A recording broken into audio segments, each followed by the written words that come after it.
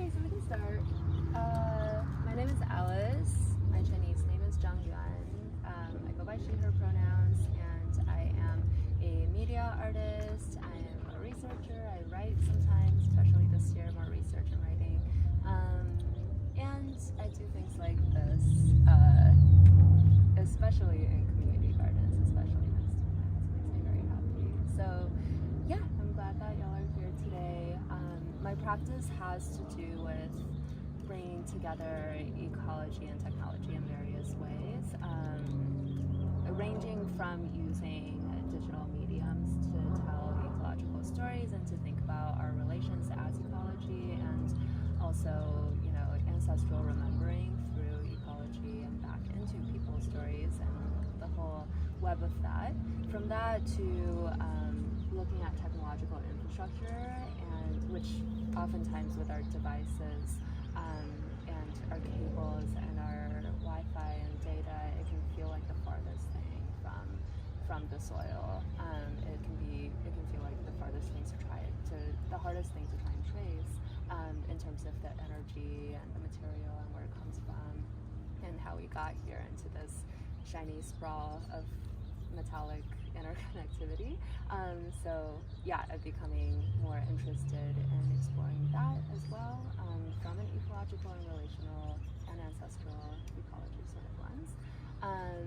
Yeah, and it's funny, I guess today is a little bit of a different plan than a usual guest lecture, in which I might talk you through a lot of my projects and tell you about how I approach the world on things. Today is a bit of, I hope for it to be more of a conversation and also some experimenting, and I think it's really nice that we're here without as much of a focus on the screen or on digital content, and it's a good challenge actually to remember the technologies that we already have. By technology, I mean just the way that we facilitate our relationships and our ways of doing things or being, on Earth and with each other. Everything from how we grow plants here to how we build this thing to how we learn and remember. And hey, come in. Yeah, and remember our roots and feel grounded in a place. And so I know that for some of y'all, it's also, you haven't been spending too much time here on campus. And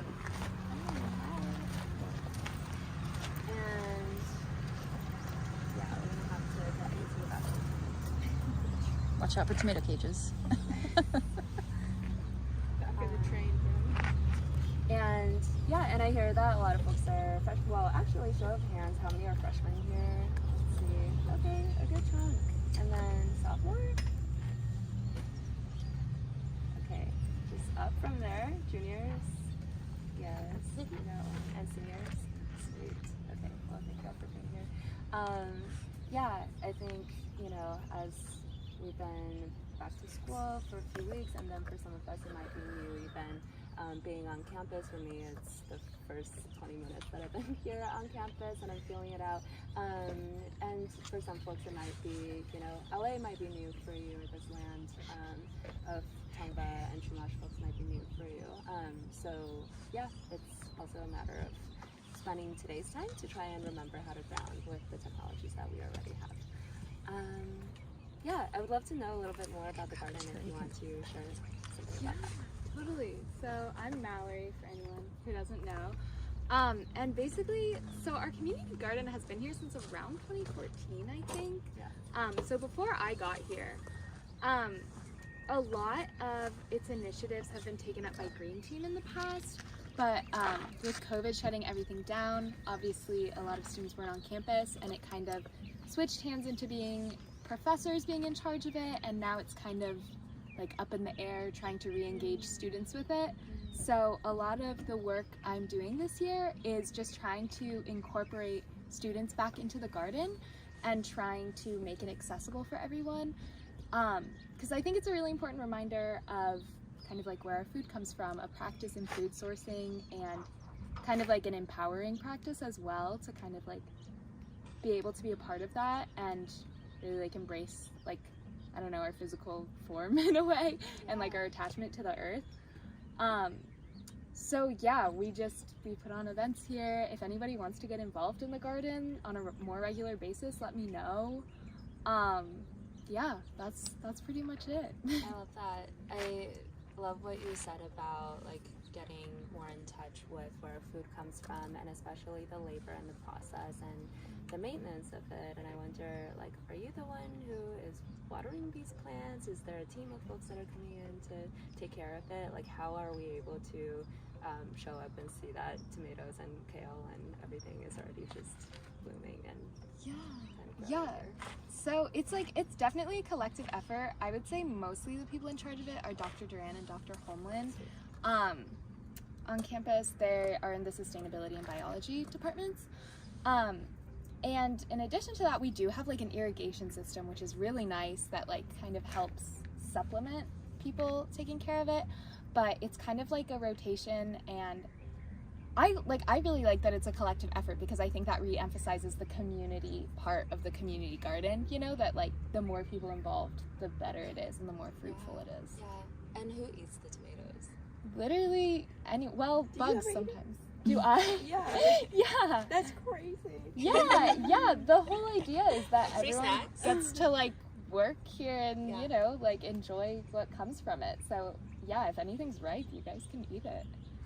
Okay, so we're from the Eden House, and we We're used to have a garden. sustainable. Yeah, we used to have a garden though. Is this Okay. that garden?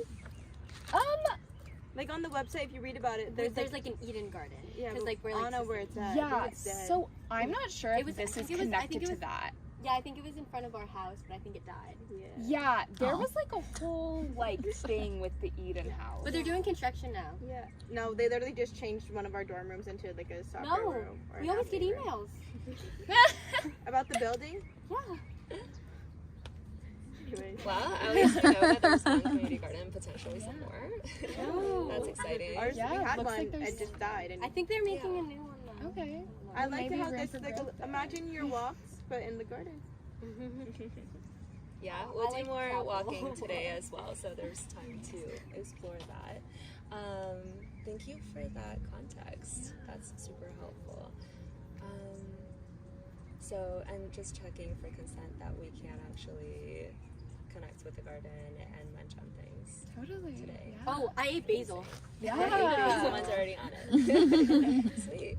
And then, so I'll just break down my plan for the day a little bit so we know what to expect and how we can plan out our energy. I'll tell you a little bit about technological infrastructure at first. We're going to start with the farthest away from the soil thing. And then we are going to have a little bit of so I do this thing oftentimes where I run a technological grief ritual. I like to think about grief as an interesting way to ask the question of relationship, and it also is drawing from my own subjective ancestral lineage and traditions from, you know, my region where I come from in northern China before moving out here to the US when I was 9, but, you know, family roots and ways of thinking about grief, and it's always an invitation for you all to also explore that in your own ways, and maybe you already have access to that from cultural memory or like a sort of creativity that you can draw from. Yeah, and so thinking about technological infrastructure in that way, I'll tell you about that. And then we'll kind of let our devices rest. I'll lead you through that. We're gonna do an ecosystemic body scan that is also prescribed today. And then we're gonna do a little memory walk, and I'll show you one or two of the pieces that I've been working on that are using augmented reality and 3D. So at any given point, if you have questions, I will try and just find good moments for us to get conversational. But also, if you want to raise your hands for questions, feel free to do that. Yeah, and it's pretty freeform today. So to start off with technological infrastructure, this is this is where I've been spending more of my time this year. And how many of you like have a new phone, for example, like this year, new phone freshman this year? Yes, that one. Yeah. With the 3 eyeballs. Yes. What about the last like 3 years? Yeah. Okay, that's most of us. What are other? Does anyone keep dead batteries? Do you know where they go? Where do you bring them? Like, is there some place on campus that? Yeah. Yeah, I think there's some things they only collect batteries and electronic devices, and Nice. but I don't know where they're sent to. Where they're sent to? Yeah, but there's a spot on campus where you can bring your stuff. Okay, cool. Yeah. So these questions are quite interesting to me. In that, as a media artist, I'm using 3D and a laptop that is yelling and just like very loud all the time and heating up, right? And at the same time, I'm thinking about more increasingly like where our data is coming from, where it goes. What does the cloud mean? It's not that one. Like, can you touch the cloud? Where is it? And it's actually gigantic server farms, right? Most often owned by large tech companies like Amazon with AWS, that are routing a lot of our information, even if, for example, you're dropping like 300 photos from your computer, your device to a friend who might be right next to you. But if you're routing that through like Google Drive, for example, it's traveling a long way to get here. And so the more I think about the infrastructural dependencies of this, and of course, more increasingly complex technologies in the making, like AI and blockchain right now, and quantum computing, there's a lot more of that. It brings me to these questions of food and where our food comes from and how far our food travels to get to us, and whether if we reclaim some of the skills of how to grow tomatoes together from seeds here, like whether we can also do that with our data and our devices and our servers. It sounds a little far-fetched, but they come from somewhere. And does anyone know Ursula Le Guin, who is an amazing science fiction writer who I would highly recommend? Ursula Le Guin, talks about technology, has a very short piece that you can look up. It's called A Rant About Technology. It's very spicy. It's a good hit if you want to have a different way of thinking about technology, from kind of like an amazing like grandma figure who can tell you, a different way than like what Silicon Valley might tell you about the new iPhone. And Ursula says that, everything from, we take like our clothes for granted, for example, or, like our pots and pans that we cook with, like, but it's not that they just grow from the ground just like that. It's not that they come from trees, but they have a lineage of how they got to be here and how they're made, and also the knowledge and the skill for how to make technological devices, but also like the processes of how to do a thing. And these are things that we can learn. So Ursula talks about how, all technologies are not necessarily so scary. It's not necessarily that, we have to entrust large companies or only a small number of people out there for telling us what our relationship to technologies should be, right?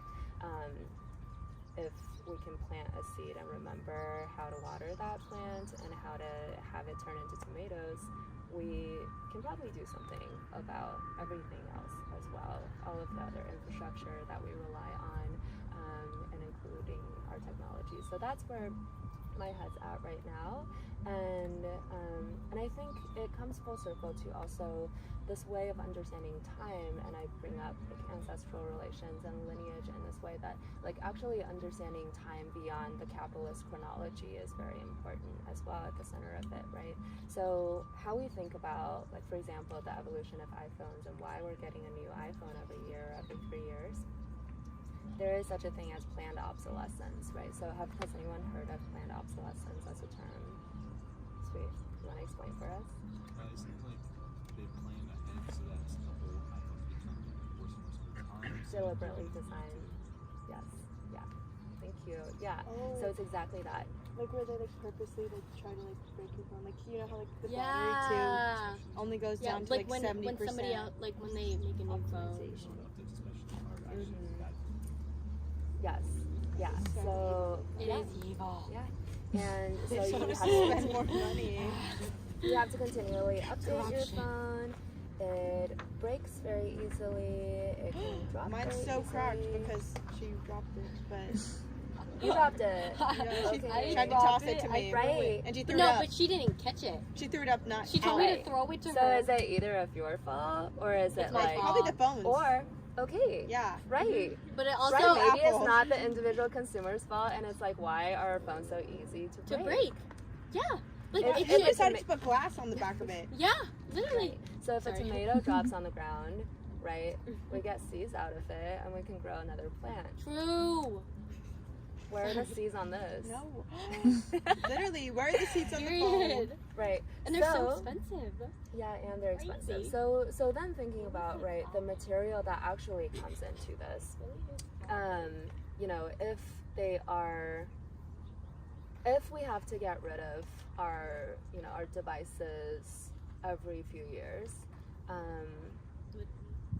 you know, after we eat our food, we hope to turn it into compost, right? So we can, like, we do this where I live. So my friends and I, you know, have this bin, and we actually just collect our compost, our food waste, and every few days we bring it to the backyard and we just make a pile out of it. So we turn that and we kind of cover it up a bit, and eventually, you know, you go out there a few more days and you can see that there's little bugs kind of crawling through that pile, and they're very important. They're eating the, you know, the food that we have deemed as waste or that we don't need anymore, and they're turning it into fresh soil to be able to grow fresh food again, right?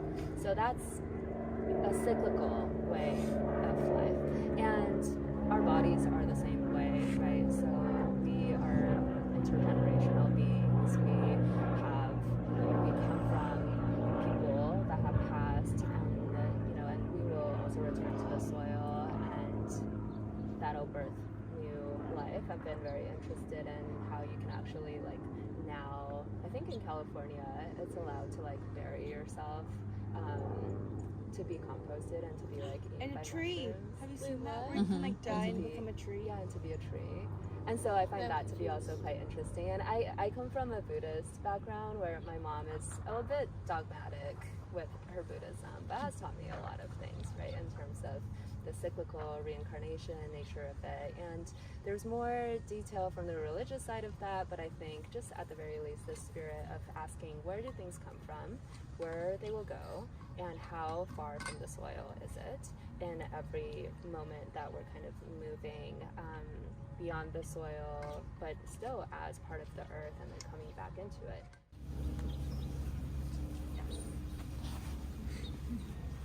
And then what we're gonna do is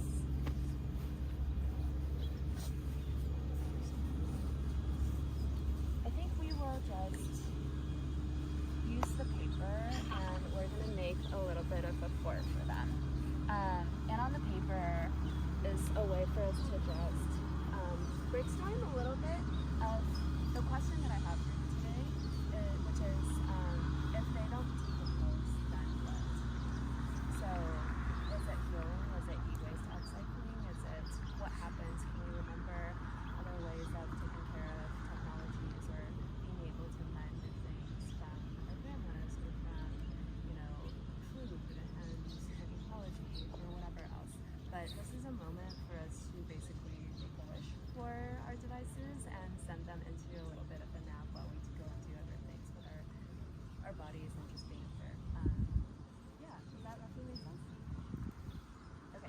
So we have two big pieces of paper.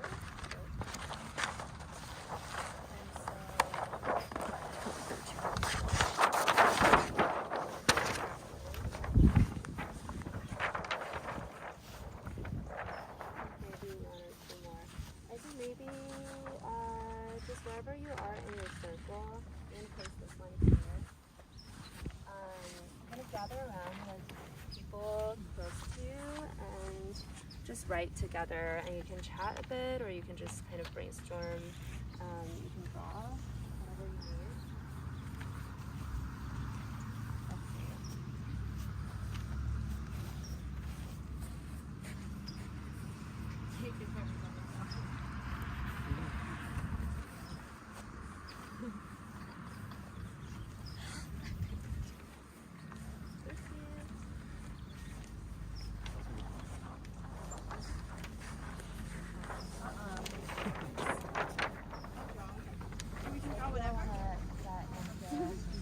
If you want to share between all of them, yeah.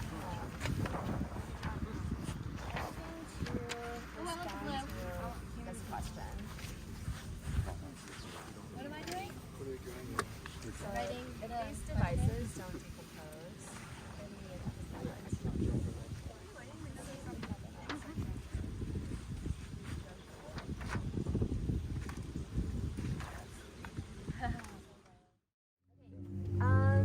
anything that people would like to share from this weird little exercise, you can speak directly to the phones that are about to capture it.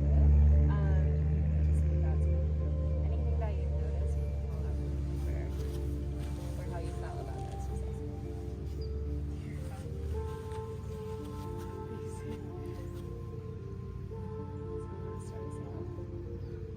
I really like the eye. I think the eye's really interesting.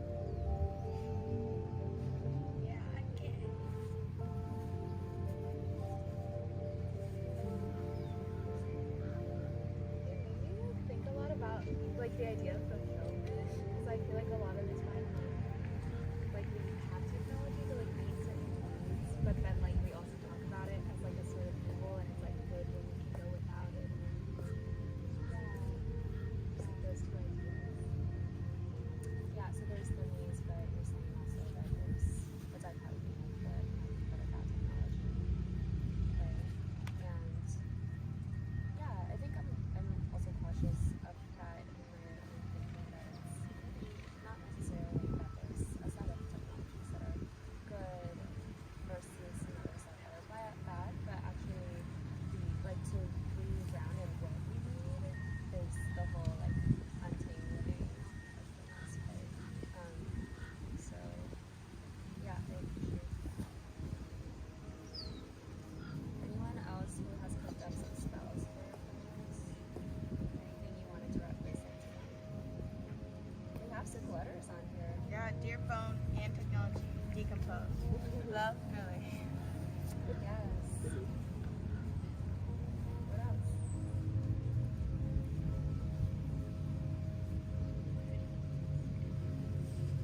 Someone want to read this one? I'm curious.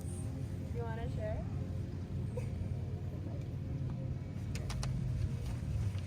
Your phone, I think I do. But the earth cannot use it. Oh, that was good. Sorry, I just like process that. Yeah.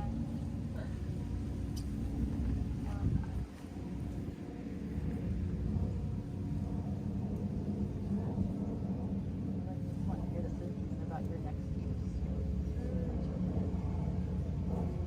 That's what I will be doing. Or life. Either way. We got plants on. Anyone else get away from just phones? People were talking about, oh, I see a city there. Tree City. It is. It's on a tree. I know, I can see that.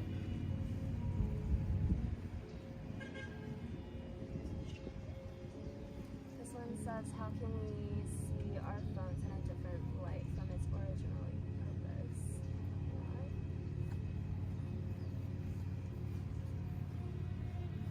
Someone drew the glass screen.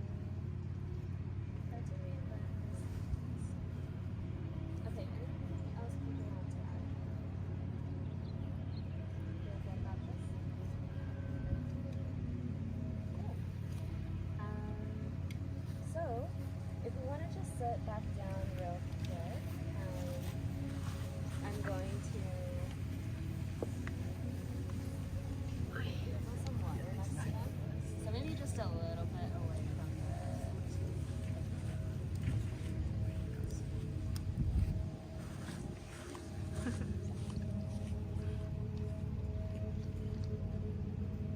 And a quick thing about water that this is coming from ritual practice, right? So rituals and altars oftentimes have water on them, and it's obviously a source of life and the way that and it also holds memory. We are made out of a lot of water, and every day we have to drink water. And after we drink water, we also breathe out. There's discharge, and that comes back into the ocean. Everything that we make, also in these bows, and what we, the things that we grow, everything also requires water. The mining of the metals require water. So it's the thing that really connects all of us, and everything that comes into the water stays in the water and in the water. So it's just a good way to recognize the interrelationships that we depend on. And water also is a conductor of electricity. So I think that's kind of funny to do a technological ritual using water, that we oftentimes want to keep our phones as far away from water as possible. There are some really scary things that could happen with electrocution and so on, but those dangers are actually also coming back to how these things could work in the first place. So water, among various things, is able to conduct electricity. You can actually use mud to conduct electricity and hack things in that way, and to actually power devices if you get enough mud electrodes. So yeah, and I'm just going to move around with them, and I'll just wish them a good nap while we go and take a walk. So this is a moment to just be very serious with your spouse, yes.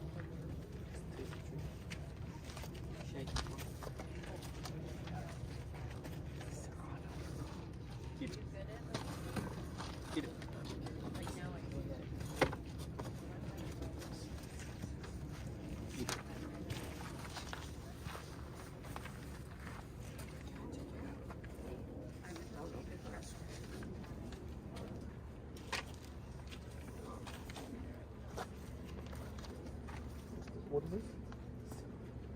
No, it's like a knife. Control it.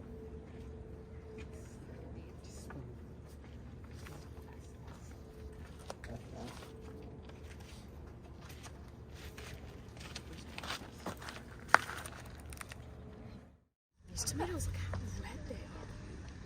They're just so red. Oh my gosh, yeah, they're great. That's so cool. Let's do it.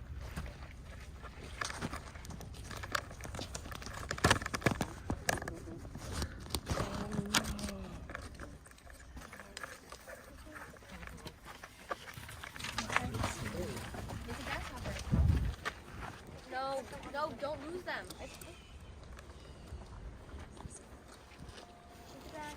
Yeah, you make them right. I think I have a pencil. Well, there's the Sharpies out there.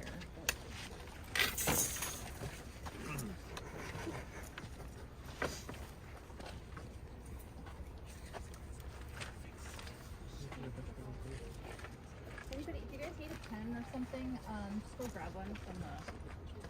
I want to go try to the Sharpie pile. Anything that came up for people that you would like to share just to close out, or any memories that you wanna talk about, or you could just give them to me. Anything that you noticed out here? Yeah.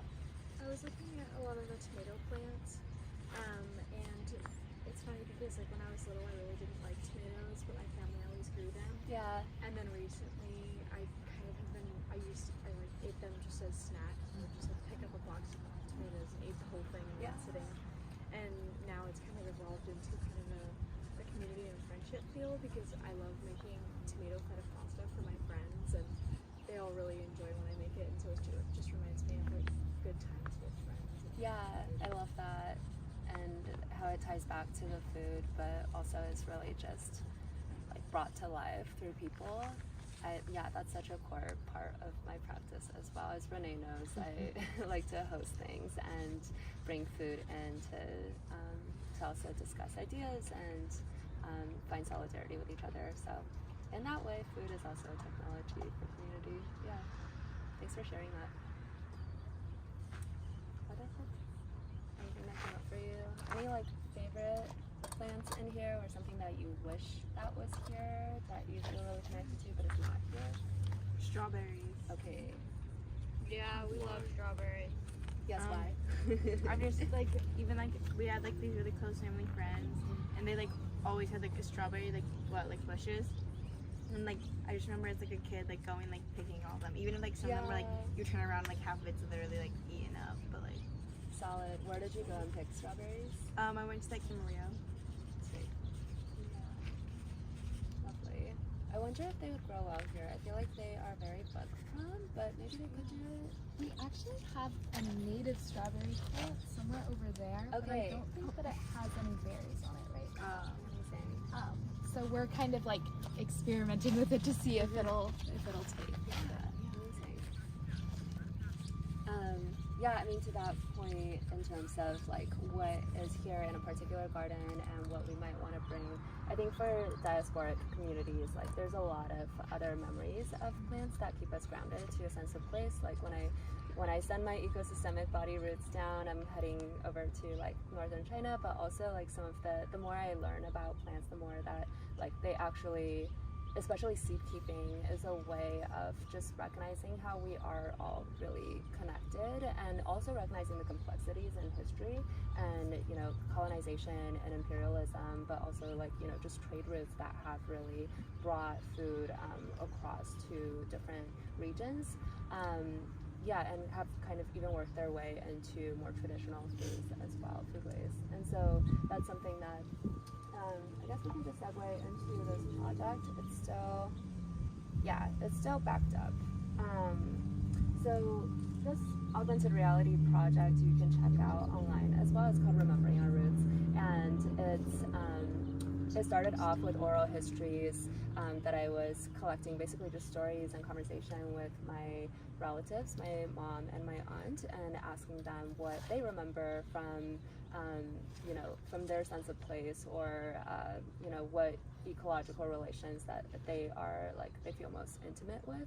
And what they had said was that actually, you know, they had grown up in this time of famine in northern China, and so there was this cultural revolution at the time and a lot of political turmoil that then pushed into, you know, widespread famine and people having to migrate regionally, and also, you know, really having to learn to forage or, you know, draw from traditional knowledge of how to forage and which plants were good to eat, and really refer to the elders to learn more about that. And so the way that my family would talk about these plant relationships also is a bit ancestral. Like, it's, you know, I was calling it kind of like plant ancestors, and of course speaking with your relatives you're code switching a little bit and just trying to like understand these stories, but I would call them plant ancestors, in that they are very materially helping me, like part of the reason why I'm alive today.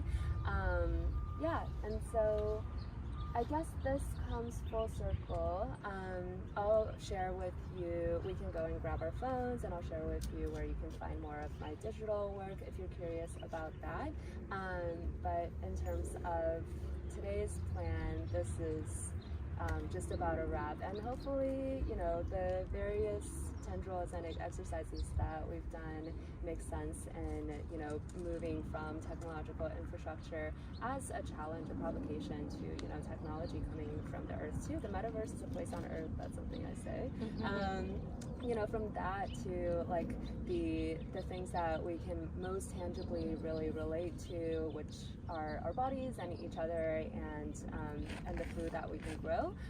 From this as a place of memory, of strategy, of rethinking technology, as well as you know, a way of finding collective agency, right? So what Mallory said at the beginning in terms of doing projects like this together, and also remembering together and feeling out our sense of place, which, yeah, is a mix of memory and also reinvention and rituals and cyclical practice. And so, yeah, and I hope that if any of today's ideas resonate with you, feel free to reach out and ask more questions, or yeah, like especially if it's, you know, if it's intimate, or yeah, personal stories or questions that you have in your own lives, or, you know, how to explore grief, how to explore ancestral relations, feel free to ask me. I'm very open to chatting about that, and I know that oftentimes that's not